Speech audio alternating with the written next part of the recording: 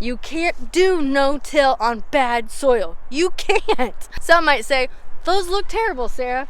And me, in my stubbornness, I did not listen. I decided, while I've been trying to do a no-till garden, to till. Well, hello there and welcome to my channel. My name is Sarah if you're new here, and while I've been doing furniture flips, I also want to keep you updated on my garden. We are full swing fall now. We're almost into November, and I haven't put my garden to bed yet because I decided, while I've been trying to do a no-till garden, to till. And I want to tell you why. So, to do a no-till garden, ideally, you want to build up your beds. So either do raised beds or mound your beds. And you need to bring in, essentially, a lot of good soil that is loose, full of nutrients, so your stuff can grow. They say if you have clay soil, you should not do no-till. You need to do something. And me, in my stubbornness, I did not listen. And I was like, I'm going to make it work. I'm gonna try. And I tried all kinds of things. When I first started, I did kind of a raised bed thing with square foot gardening type idea, and I dug up the edges of my patch and then flipped the grass over, because I thought that's the topsoil, this will be a good base, and then I put some compost on, and that actually did good for 1 year. But then I moved to these rows the next year, and I kind of tried to keep with that idea, but there was so much and so little topsoil, and I had no compost, that it didn't really create good rows.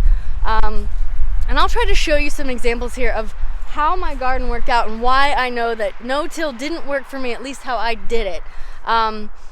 So, like this row right here, it is full of weeds, actually. I planted garlic here 1 year, or no, I did potatoes here, and then I did garlic. The potatoes didn't do so great. The garlic did fine. It just wasn't super huge. But this year I did like beans, and they did terrible. They did terrible because the soil is so hard. When it gets midsummer, even though I try to water regularly, it gets so hard. My raspberries are doing okay, but it's not the best soil. So as I've gone along, I've tried to amend the soil some. Okay, so here's my cabbage that I planted. They're not doing too bad as far as my gardening experience has gone. Some might say, those look terrible, Sarah. But we're learning here, okay, guys? So, okay. I showed you in a end of summer update video about planting my brassicas, I think. And look at my broccoli, guys. This is where I had my potatoes, where I took the time to dig up the soil. I dug down maybe 6 inches, maybe 5, pulled it out, and then I brought in compost from my compost pile and sand left over from my kids' sandbox, mixed it all in, so it was probably 2/3 of the soil, a little bit of sand, and then 1/3 of the compost. And I mixed it in and I mounded it. Like, I did that twice. So this soil where my broccoli is super light. I can, because like to dig up the potatoes, I could stick my hand in and dig in. I can't do that anywhere else in the garden, guys, because it's hard clay soil. So my broccoli, I've never had plants like take off like this, ever, okay? That's how bad my garden soil has been. So this tells me, in order to do no-till, you have to have something amazing you're starting with. You can't do no-till on bad soil. You can't.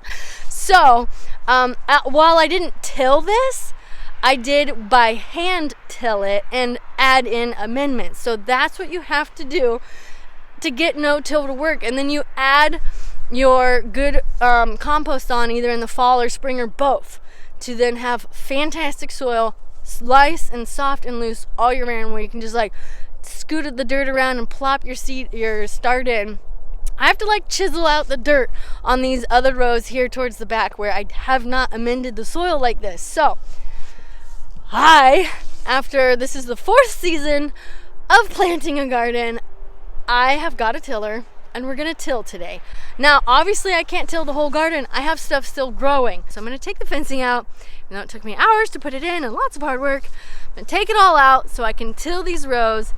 Sadly, I don't have a lot of stuff to put into my garden because I'm also trying to not spend a lot of money. Can I garden without spending hundreds and hundreds of dollars on soil and all this stuff? And I'm finding I probably can, but it's going to take time. So I'll be going into year number 5 this coming next year, and it's taken a lot of time. I did get a free pile of wood mulch.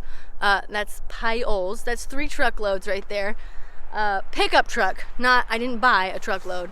I've got piles of leaves. I've collected as much as I can. Sadly, it rained before I collected these, but we'll get them eventually, maybe after I till. I'm gonna put in the leaves that I've collected. I haven't decided if I'm gonna put in those wood chips or not. We'll see as it goes on. We're just borrowing a little tiller. It's little, so we'll see how long this takes. But I am hopeful that we can at least get a handful of rows. Like this row right here, that's my sweet potatoes. If I dig them up, I can till the row. So I guess I need to get digging. I'm excited. I'm excited for what is possible. This patch of broccoli has really shown me the value of 2 things, actually. One is having good loose soil and how much better your plants do, and nutrient rich, because this has a good amount of compost in it too. But then also what's very important is planting your seeds out before they get root bound. Now, I kind of was like, yeah, whatever, it probably doesn't make a difference. Let me show you. So these guys, I think I planted first, and then, these 2 might have been at the same time, the broccoli and the Napa cabbage. And the broccoli is obviously doing much better, but that has much better soil. And the Napa cabbage, I feel good about. They're eaten by bugs a little bit, but they're not bad. And then my bok choy is also doing fantastic right here. I've gotten multiple harvests off of them. I didn't cut the whole thing. I've just been pulling the outside stems so it keeps growing. And then I also, when it starts to shoot up to go to seed, I cut the flower off and stir fry that too. So good. I did think about leaving the little yellow flowers right now because I saw bees out here pollinating and everything. I was like, oh, I need to feed the bees, but we'll see. But what I want to point out here is this cabbage row. I planted cabbage, and I planted that last, like a week later or 2 than the other guys, and I started these seeds in pretty much the same time. So I got these out. I was very on it. I started them in small cells. I moved them up quickly when I saw that they needed to move up so that their roots didn't get bound. And then I got them out here as timely as I could with my schedule. But the cabbage, I just had to wait on that row. So I didn't get them in ground in time. And you can tell they're doing terrible. Granted, the soil's not so great, and there is garlic in there, and I don't think garlic and cabbage go together. So I think that's 2 negatives here that it killed my cabbage. It did, and I'm letting them grow because I'm not gonna take something out. I'll give it a chance. But anyway, timing is so important so your plants don't get root bound, so they can thrive and not just try to survive. And soil. You have to have a healthy base for a healthy plant. It's like the same for us. We have to have healthy soil, a healthy base in our body, a healthy gut in order to grow and be healthy. A healthy soul, our spirit, man, needs fed, healthy, good stuff, which I'm talking Bible, I'm talking Jesus, so that we can thrive. So anyway, I'm done rambling about where we're at the garden. I'll take you along with tilling up the garden, and we'll see how it looks when it's all done. See how far we get today. I'm hoping we can get it all done today. But you gotta understand projects. Sometimes you hit snags, and we'll see how it goes. So let me get moving. I'm working on digging up my sweet potatoes, and look at these big guys. Again, to reiterate the importance of loose soil. I'm like struggling. They're like deep down into the clay because I only dug down that deep. Look how much further down they are. This is intense. I'm trying to dig them out without just harming them. I think I stabbed this one already, but my goodness, that's so exciting! So quiet, it's electric. Wiggy, wiggy, wiggy, wiggy. Might have to have a turn. And there we have it. 4 rows tilled. They don't actually look very impressive at all. I'm gonna override here and just explain. I use the wood chips on these 4 rows, and that's all I tilled in. The other rows I tilled in leaves mixed with grass clippings, and the soil structure looked so much better. So the wood chips was a no. I should have just done the leaves and grass. I think I'm gonna try to leaf blow these leaves or grab those leaves over there that I've already collected and cover it. Otherwise, those renegade chickens there will come through and mess up my rows. So while my husband is tilling, I over here have a collection of leaves and grass clippings that I've collected from the yard. Every other time we would mow, I would collect the grass. And then now that the leaves have all fallen, I'm obviously collecting leaves as well. So I just pile it all over here in my garden. This area is too shaded to grow anything, so it is my holding place. So I'm filling these buckets, and then after he tills, I go back through and I'm dumping it on the line, and then he's gonna go back and till again. So this one's already tilled a second time. So he's tilling all the additives that I'm adding into the rows here. These 2 are both done. So and then I'm gonna go back through, like I said on the first 4, I went and I put a pile of the grass and leaf stuff on top, because you never want bare soil.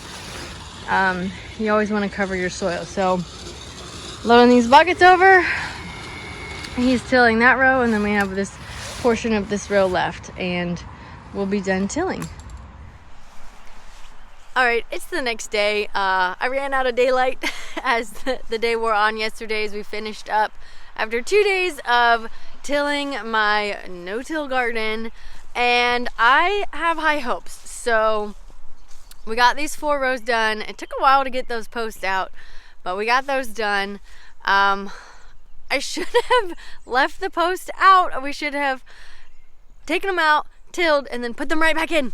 And now I have to store them all winter and put them out in the spring when it's harder to get nice weather in the spring because it rains a lot, but whatever. Here we are. So I tilled the back half of this row. We decided to leave the fence post in here because we just didn't have time. We were able to till these rows in that section, and then this last one down here I got tilled up. So I put grass clippings and leaf leftovers so that I could get green and brown in there. So it's like I'm making my own compost. It probably would have been good to add like peat moss or minerals if I tested the soil before, or sand, but I wasn't gonna go buy sand. So I again used what I had that was a free resource to try to make this gardening as low cost as possible. Guys, it is November 1st right now, and it has been warm enough that I have red raspberries growing. Like, it is so fun to be out here in the end of October and the beginning of November and be able to work in the yard. I mean, look at me. I'm not even in a coat. This is crazy. And I'm able to enjoy the outside and pick some produce. It's fantastic. Also fantastic, I stopped by Walmart. I was in the gardening section, and I found hoses and sprinklers and stuff marked down significantly so that next year in the spring I can create a better watering system. I've just used, can you see the little gold guy right there? I've just had that kind of in the center of my garden watering the whole thing, but it never reached my tomatoes, so I'd have to go and hand water those and hand water the corners because it would miss the corners back here. And anyway, watering the garden was pretty time consuming this year, even though I had a main water, but on a windy day that's no good. But oh well. I'm still gonna do overhead watering because I have 16-17 rows and I'm not buying that many soaker hoses. So anyway, I'm excited. I got those, so in the spring I can set up hopefully a better watering system and put 4 sprinklers throughout the garden and get some good overhead watering. Now this is not good for tomatoes because it can encourage blight and whatever, but I mean, gotta do what you gotta do, right? Oh yeah, so another good thing about putting my garden to bed, like pulling all the stuff off the fencing and pulling out all the things and the weeds, is it kind of fills another compost bin. So I'm actually excited. Last year I started spring with 1 finished bin of compost, like this. And that's just not enough soil for 16 rows. Okay, so 1, 2, 3, 4, 5, 6 of them are half rows, but the rest of them are 4 full 40-foot rows. But I have this pile that I've flipped once and it already looks fantastic. So it has 2 more times to be flipped, because I start here. See how this is the weeds and stuff from this weekend. So I start here, as it breaks down I flip it here, and then see, look how nice. I mean, this is good stuff, and this is only 1 flip. Oh, sorry, Shadow. Just kicked my cat. Sorry, buddy.